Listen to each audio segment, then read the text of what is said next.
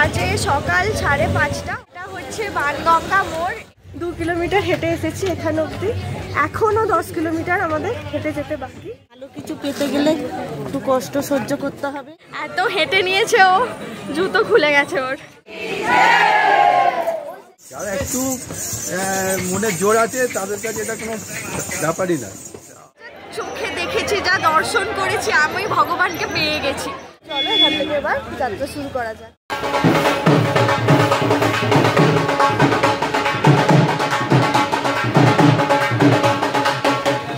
Welcome to our channel দর্পণ।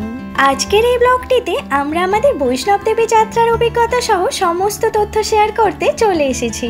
এপ্রিলের 1 তারিখ ভোর 5টা নাগাদ আমরা বেরিয়ে পড়েছিলাম বৈষ্ণব দেবী যাত্রার উদ্দেশ্যে।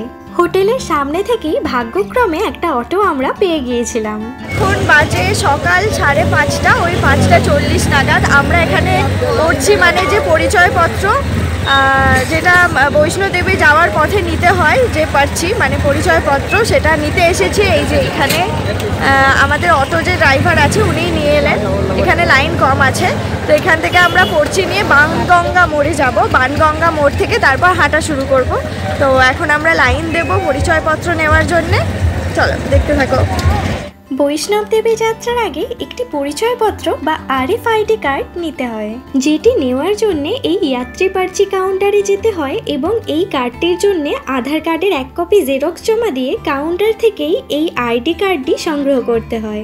এই যাত্রী পার্চি কাউন্টারটি সকাল 5টা থেকে রাত্রি 10টা পর্যন্তই খোলা থাকে এবং এই কার্ডটির ভ্যালিডিটি 6 ঘন্টা পর্যন্তই থাকে। পরের দিন কার্ডটি আর ব্যবহার করা যাবে না। কার্ডটি সংগ্রহ করার পর 6 ঘন্টার মধ্যেই আপনাকে যাত্রা শুরু করতে হবে বৈষ্ণব দেবীর উদ্দেশ্যে, এবং ফিরে আসার পরে এই কার্ডটি আবার জমা নিয়ে নেওয়া হবে।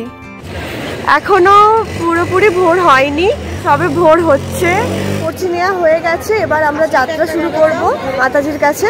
পার্চি সংগ্রহ করার পরে পার্চি কাউন্টার থেকে আবার অটো করে আমরা বানগঙ্গা মোড়ে এসে পৌঁছালাম, যেখান থেকে শুরু হবে বৈষ্ণব দেবী যাত্রা। অটোতে হোটেল থেকে বানগঙ্গা মোড় পর্যন্ত যাওয়ার জন্য আমাদের অটো ভাড়া লেগেছিল মাথাপিছু 40 টাকা করে, মোট 160 টাকা। এই ত্রিকূট পর্বতেই মাতা বৈষ্ণব দেবীর মন্দির অবস্থিত।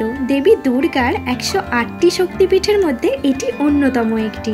ভারতের প্রায় অধিকাংশ জায়গা থেকেই এই মন্দিরে সারা বছরই তীর্থযাত্রীদের আগমন লেগেই থাকে। বানগঙ্গা যাওয়ার আগে একটি দোকান থেকে ঠাকুরের একটি চেলি কাপড় নিয়ে নিয়েছিলাম, আর এই চেলিটি নিয়েছিল 50 টাকা।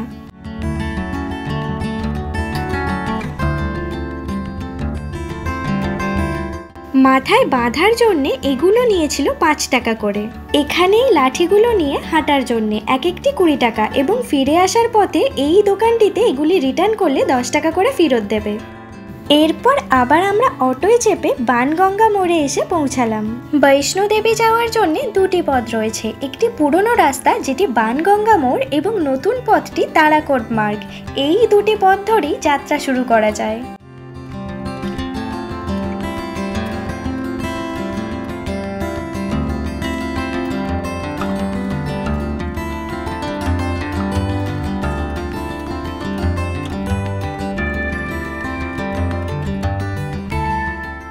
মাতাজির পট্টি আমরা বেঁধে নিয়েছি মাথায়, মাকে বোন বেঁধে দিচ্ছে। এবার যাত্রা শুরু করব। চলো। তো ভেবেছিলাম মাকে ঘোড়ায় করে, মা ঘোড়ায় যাবে, কিন্তু মায়ের বলল যে না, আমি হেঁটেই যাব। দেখা যাক মায়ের মনের জোরে মা যেতে পারবে কিনা। মা বলছে আমি পারবো, তার জন্যই হেঁটেই যাব। ঘোড়া আমরা নিইনি, মাতাজির আশীর্বাদে হয়তো মা পেরে যাবে, তার জন্যই পারবো হেঁটেই যেতে।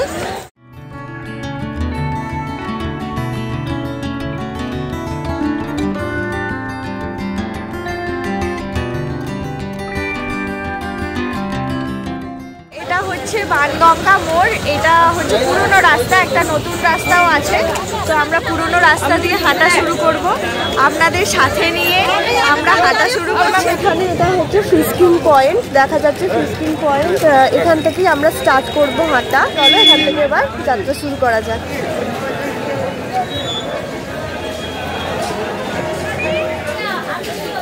এখানে লেডিসের জন্য আলাদা আর জেন্টসের জন্য আলাদা ব্যবস্থা করা আছে লাইন দেওয়ার জন্য। তো এখানে সকালবেলায় পরিষ্কার করছে।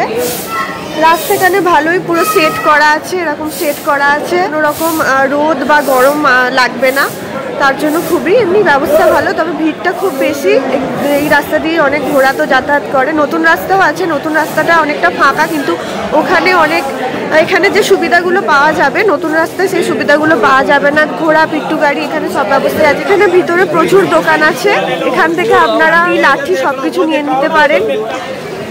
এখানে ফটো স্টুডিও আছে, ফটো স্টুডিও আছে, আপনারা এরকম কাশ্মীরি সাজে এখানে ফটোও তুলতে পারবেন।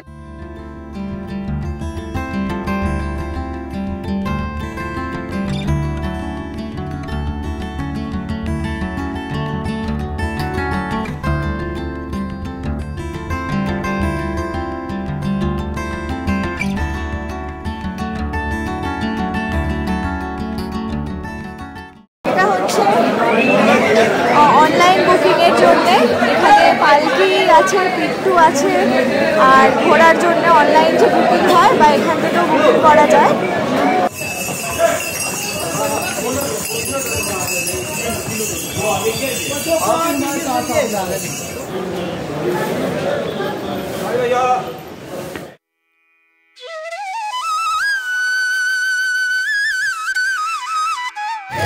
ঠান্ডা ঠান্ডা হাওয়া দিচ্ছে চারিদিকে, আর সেই স্নিগ্ধ বাতাসেই আমরা হাঁটছি মায়ের দর্শনের জন্যে। এখানে ঘোড়াগুলো যেভাবে যাচ্ছে পুরো গায়ের উপর দিয়ে চলে যাচ্ছে, এতটাই জোরে জোরে যাচ্ছে ঘোড়াগুলো।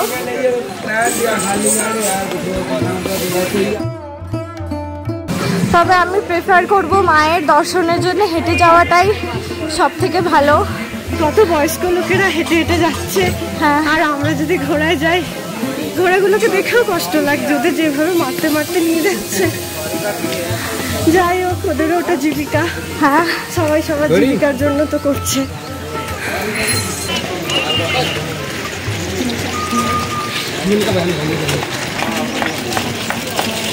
এখানে বডি ম্যাসাজেরও অপশন আছে, যদি বডি ম্যাসাজ করাতে চান তো উঠতে উঠতে ক্লান্ত হয়ে গেলে। হ্যাঁ,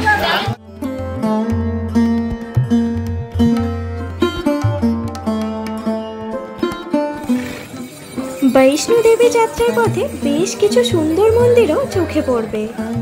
50 रुपये लगेगा गाड़ी के पास, चढ़ाई पूरी हो जाएगी अगर रास्ता सीधा जाएगा फिर आएगा। नहीं नहीं नहीं, जाने का सिर्फ 400। जाने का सुन लो हमारी बात पहले। पूरा जाने का नीचे से लेके माता का मंदिर तक 1250, सुना है। ठीक है।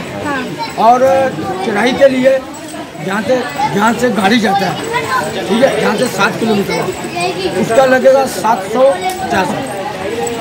फिर नीचे को जाना ढाल है, चढ़ाई नहीं है।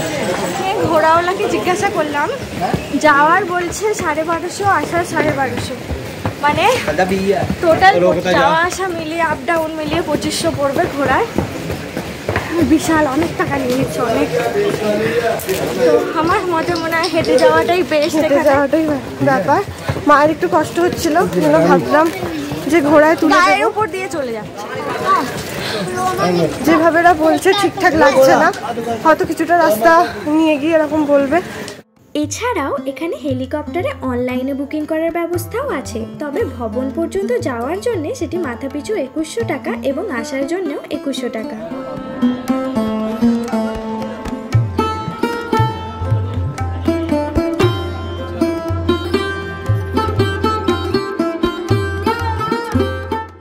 যেটা বলছে মানে ওঠা নিয়ে 1200, তাও পুরোটা যাবে না, একটা রাস্তা পর্যন্ত ঘোড়া অ্যালাউ নেই, সেই পর্যন্ত ঘোড়াটা গিয়ে সেই রাস্তাটা আবার হেঁটে যেতে হবে, সেটার জন্য আবার 650। ওখানে ঘোড়াটা অ্যালাউ নেই, সোজা রাস্তা ওখান থেকে, তো ওটা হেঁটেই যেতে হবে। তবে আমার মতে মনে হয় হাঁটার কোনো অসুবিধা হবে না, চারিদিকে প্রচুর দোকানপাট রয়েছে, খুব সুন্দর ব্যবস্থাপনা, শুধু একটু রাস্তায় একটু ঘোড়ার পটি ভর্তি হয়ে আছে, তাও পরিষ্কার করছে, কিন্তু এটা তো হতেই থাকবে কারণ রাস্তায় ঘোড়া যাচ্ছে, এক একজন এক এক রকম কথা বলছে। তো তবে হাঁটার কোনো রকম অসুবিধা হবে না, ব্রেকফাস্ট, খাবার সমস্ত কিছু ব্যবস্থা এই পুরোনো রাস্তায় আছে, কোনো রকম প্রবলেম হবে না। কিছুটা দুপা হেঁটে রেস্ট নেওয়াই যায়, আবার শুরু করা যায়, কোনো অসুবিধা হবে না। আমরা এখন এলাম এই সাইডে একটু, এখানে একটু ব্ল্যাক টি খাবো, ব্ল্যাক টি খেয়ে তারপর আবার হাঁটা শুরু করব। চা বানাচ্ছে আমাদের, আর এখানে সব কিছুই আছে, বিস্কুট থেকে শুরু করে ব্রেকফাস্ট থেকে শুরু করে এভরিথিং সবই এখানে আছে। তাছাড়াও এখানে প্রচুর দোকান আছে।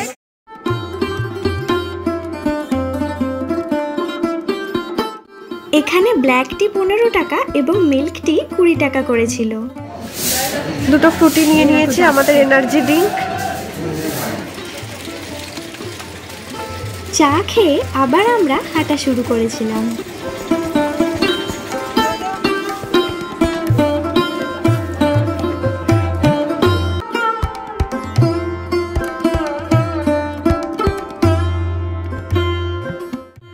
যাওয়ার পথে এই সুন্দর মন্দিরটি পড়বে, আর এটি হলো চরণ পাদুকা মন্দির।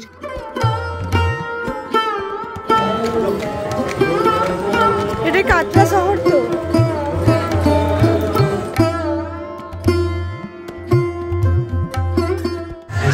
আপাতত যেখানে চা খেলাম ওখানে ভাইয়াটা বললো 2 কিলোমিটার হেঁটে এসেছি, মানে যেখানে মা ভাবছিল আমি 4-5 কিলোমিটার হেঁটে চলে এসেছি, আর 5-6 কিলোমিটার হেঁটে গেলে পৌঁছে যাব। কিন্তু জিজ্ঞাসা করে জানতে পারলাম 2 কিলোমিটার হেঁটে এসেছি এখানে অবধি, এখনও 10 কিলোমিটার আমাদের হেঁটে যেতে বাকি। টোটাল ওই 13 কিলোমিটারের মতো। কিছু মানুষজন আছে এখানে রাস্তা নোংরা করে দিয়েই চলে যায়, তাও ডাস্টবিন থাকা সত্ত্বেও একটু ডাস্টবিনে ফেলতে পারে না, রাস্তাতেই ফেলে দিয়ে চলে যায়। এদের জন্য রাস্তাটা আরও নোংরা হয়।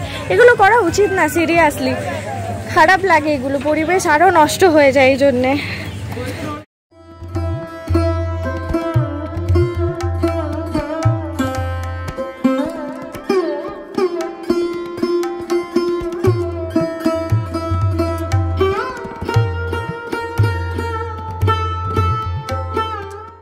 আজকে এক মা যাচ্ছে আর এক মায়ের দর্শনে পায়ে হেঁটে নিজে, তো অনেক কষ্টের মধ্যে দিয়েও, শরীরে অনেক কষ্ট থাকা সত্ত্বেও যাচ্ছে, নিজে পায়ে হেঁটে যাচ্ছে মায়ের দর্শনে।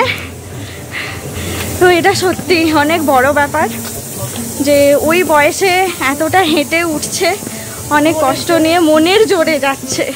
সত্যি আমরা হলে হয়তো পারতাম না। তো বাবা মাকে সাথে নিয়ে আমরা যাচ্ছি মায়ের দর্শনে।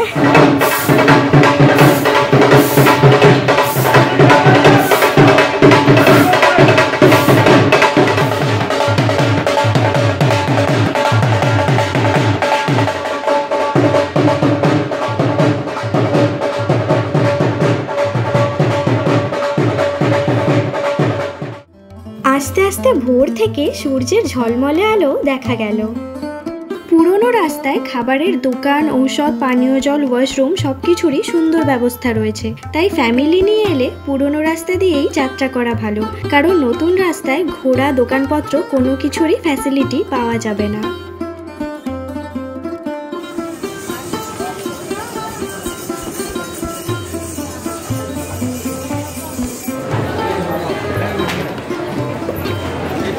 বাকি রাস্তাটাও বাবা মাকে সাথে নিয়ে আমরা আশা করি শেষ করতে পারবো। কেমন লাগছে বাবা বলো? খুব সুন্দর। আমি তো খুব একদম বাবা অনেক ট্রেকিং করেছে এর আগে, উত্তরাখণ্ড ট্রেকিং করা, তো বাবার মনের জোর প্রচুর। আমি ওই জন্য দিব্যি হেঁটে হেঁটে চলে যাচ্ছে, কিছু মনেই হচ্ছে না।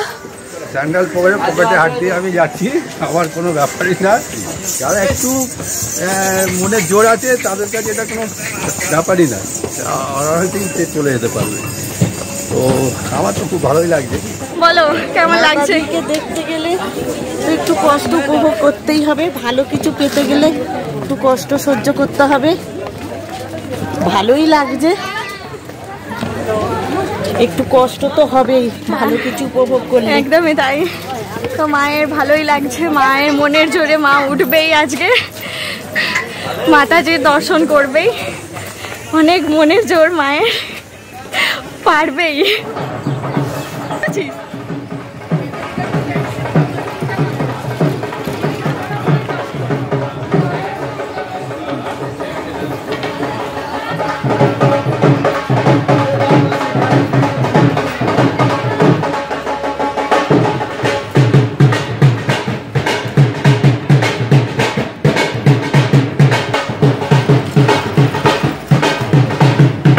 আস্তে আস্তে আমাদের মাতাজি ধীর পায়ে এগিয়ে আসছে মাতাজির দর্শনে। আস্তে আস্তে আসছে, বসছে না বেশি, কিন্তু একটু টাইম লাগছে। আস্তে আস্তে হেঁটে হেঁটে আসছে।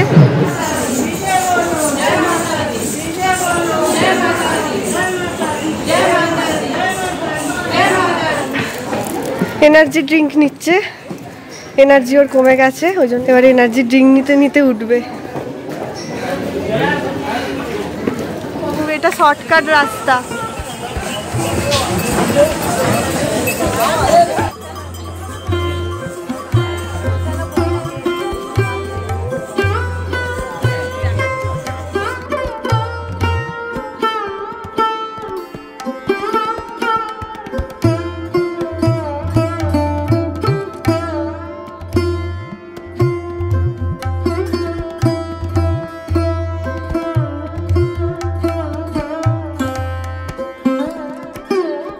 এই হচ্ছে পাহাড়ের উপর থেকে নিচের কাটরা শহরের দৃশ্য। সেই একদম নিচে থেকে আমরা যাত্রা শুরু করেছিলাম মাতাজির উদ্দেশ্যে। এখন 9টা বাজতে যায়, আমরা হেঁটেই যাচ্ছি। অনেকটা হেঁটে এসেছি, প্রায় 3-4 কিলোমিটার হেঁটে এসেছি এখন, তাই একটু রেস্ট নিচ্ছি। আর এই যে জুতোর ফিতে খুলে গেছে, এমন জুতো বেঁধেছে, জুতো বাঁধছে এখন আবার। এত হেঁটে নিয়েছে ও, জুতো খুলে গেছে ওর। তো এখনো বাকি, অনেকটা রাস্তা বাকি, দেখি কখন পৌঁছতে পারি। দোকান থেকে একটি জলের বোতল কিনেছিলাম, যেটি নিয়েছিল এখানে 30 টাকা। প্রায় 8 কিমি হাঁটার পর আমরা অর্ধকুমারীতে এসে পৌঁছেছিলাম। এই অর্ধকুমারী থেকেই রাস্তা দুটি ভাগে ভাগ হয়ে যায়, একটি হিমকোটি মার্গ যেটি ভবন থেকে 5.5 কিলোমিটার, আর একটি হাতিমাথা মার্গ যেটি ভবন থেকে 6.5 কিলোমিটার। এই দুটি রাস্তা দিয়েই পৌঁছানো যায় বৈষ্ণোদেবী মন্দিরে। অর্ধকুমারীর রাস্তাটি শেষ হয়েই শুরু হয় হাতিমাথা মার্গের রাস্তা। তবে এই হাতিমাথা মার্গের রাস্তাটিতে অনেকটাই ভিড় থাকে। ডান দিকের এই যে রাস্তাটি উঠে গেছে, এটি অর্ধকুমারী মন্দিরে যাওয়ার রাস্তা।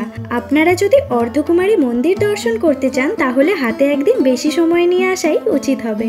হিমকোটি মার্গের রাস্তাটিতে ভবন পর্যন্ত যাওয়ার জন্য পাওয়া যাবে ব্যাটারি চালিত গাড়ির সুবিধাও।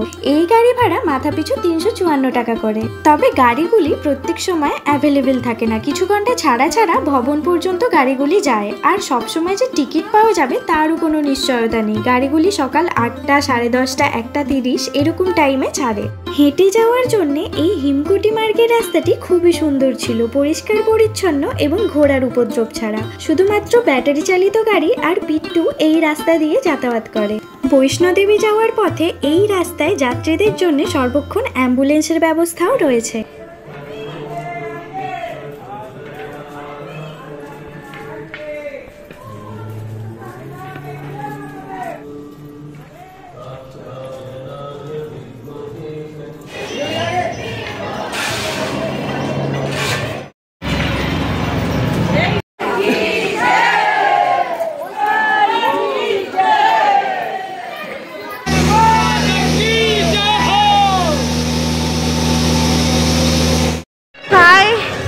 ভোর 6টা থেকে পুরো 12টা, ভোর 6টা থেকে 12টা এতক্ষণ হাঁটার পর আমরা প্রথম মন্দিরের দর্শন পেলাম দূর থেকে। বেশ দেখেই খুব ভালো লাগছে যে হ্যাঁ, এতক্ষণ হাঁটার পরে মন্দিরের দেখা পেয়েছি।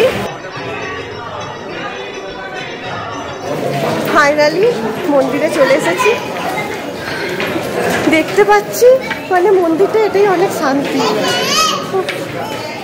আপনি আছে আর পাচ্ছে না, চলে এনার্জি শেষ, এখনো পুরোটা হেঁটে যেতে হবে।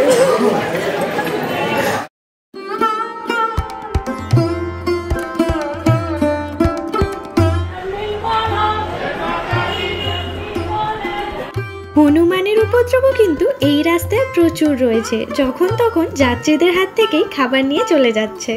আর কেনই বা থাকবে না এনারা, এনাদের জন্যই তো নাম হয়েছে বানগঙ্গা। কথিত আছে মা বৈষ্ণোদেবী শ্রী বজরংবলী তৃষ্ণা মেটানোর জন্য তীর চালিয়ে বানগঙ্গা নদী সৃষ্টি করেছিলেন এখানে, এবং বজরংবলী সেই জলপান করেই তেষ্টা মিটিয়েছিলেন।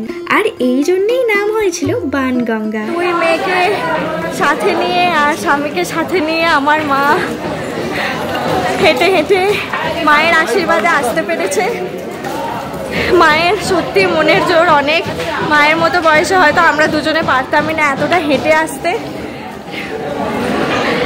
আসতে পেরেছি মায়ের কাছে, মায়ের দর্শন নিতে আমাদের কাছে অনেক। সিরিয়াসলি আর কিচ্ছু চাই না। অবশেষে আমরা পৌঁছালাম মন্দির প্রাঙ্গণ চত্বরে। এখানে এটিএম থেকে শুরু করে ডরমেটরিতে থাকার পরিষেবাও রয়েছে।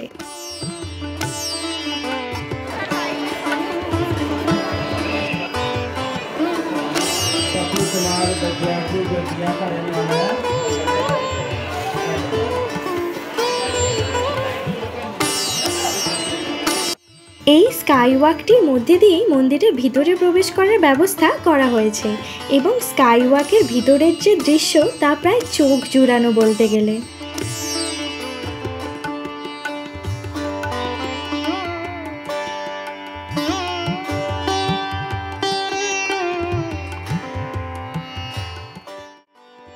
আর এই হচ্ছে স্কাইওয়াকের আগে দর্শনের জন্য বিশাল লম্বা লাইন।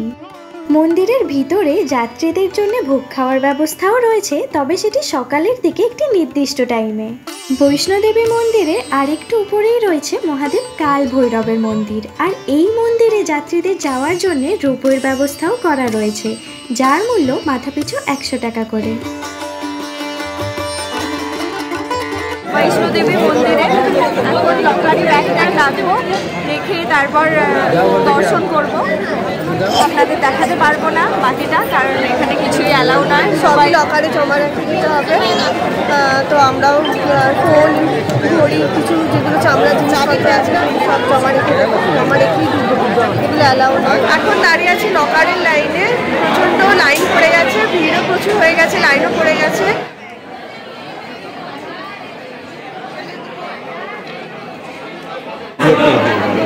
এটা দেখিয়ে তারপর এই লকারের জন্য লকার নম্বর এখানে আছে, এটা দিল লকার নম্বর আর স্লিপ। এখানে 100 টাকা করে নেয়, টাকা রিফান্ডেবল অবভিয়াসলি। তো এটা দেখিয়ে তারপর লকারের এই ব্যান্ড দেবে আর স্লিপ দেবে। তো আমরা এই মাত্র পুজো দিয়ে বেরোলাম, মাতাজির দর্শন করে আমরা এই সবে বেরোলাম। প্রচণ্ড ভিড়, যত বেলা বাড়ছে তত ভিড় হচ্ছে। আর উপরেই আছে কাল ভৈরবের মন্দির, রোপওয়েতে করে সেটা যেতে হয়, আর 100 টাকা করে সেটা রোপওয়ের টিকিট। বাট আমাদের তো অনেকটাই দেরি হয়ে গেছে, এখন যদি আমরা রোপওয়েতে করে যাই, ইচ্ছে ছিল কাল ভৈরবটা কভার করা রোপওয়ে, কিন্তু এতটাই লাইন, হেঁটে ফিরতে অনেকটা রাত হয়ে যাবে, তো ওটা কভার করা পসিবল না।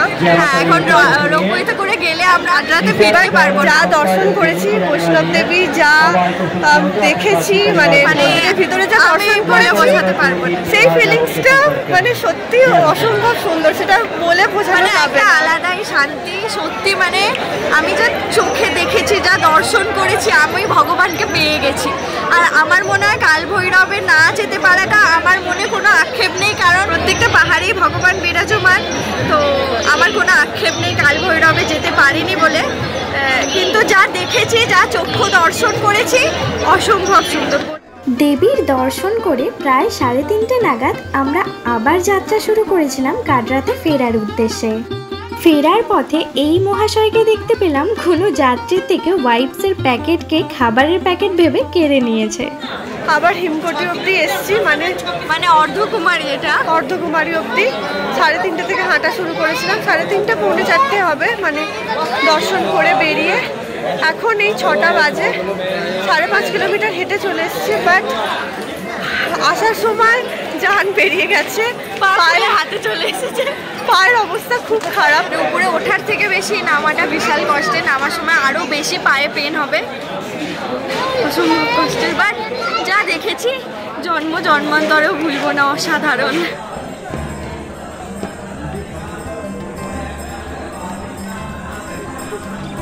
জুতো খুলে যাচ্ছে।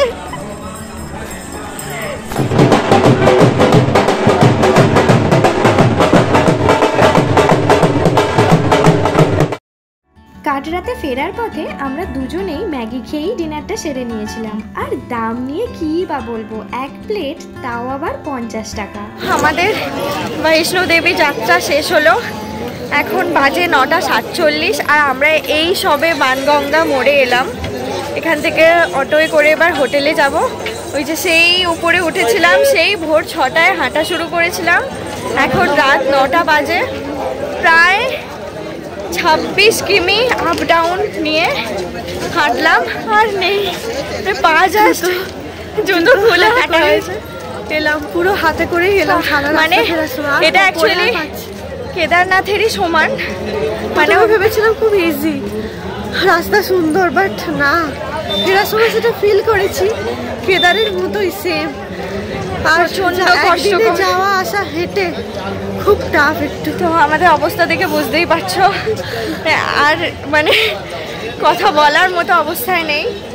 তো আমাদের এই ব্লগটি এখানেই শেষ করছি।